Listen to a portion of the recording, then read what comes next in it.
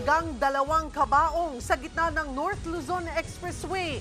Nakadisgrasya pa yan ng isang luxury car. Kung paano napunta sa kalsada ang mga kabaong, alamin sa Frontline Report ni Nina Ong Pauco.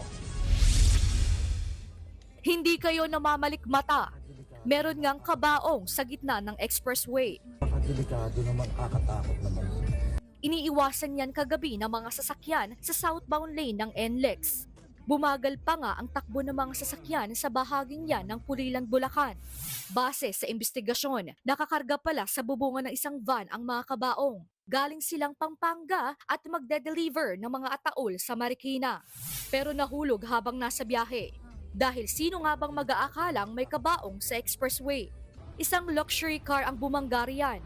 Yung kabaong may mga laman po siya na mga papel or what. Puro po, yun po tumama sa aking bumper. Nabasag po siya. Nagkausap na ang driver ng luxury car at driver na nakahulog sa mga kabaong. Yun nga lang, aabuti ng malaking halaga ang pagpapaayos sa nasirang bumper. Sabi namin, bakit na lang po kayong ibigay. So, pinagbigyan na lang po namin.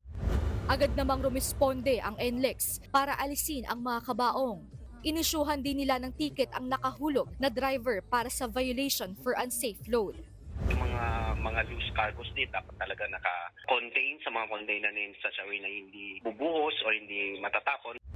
Nagbabalita mula sa Frontline, Nina Ong Pauco, News 5. Mga kapatid, Cheryl Cosim po, huwag maging huli at maging una sa lahat sa balitaan. Para sa tuloy-tuloy na talakayang sa Frontline, mag-follow at mag-subscribe sa social media pages ng News 5.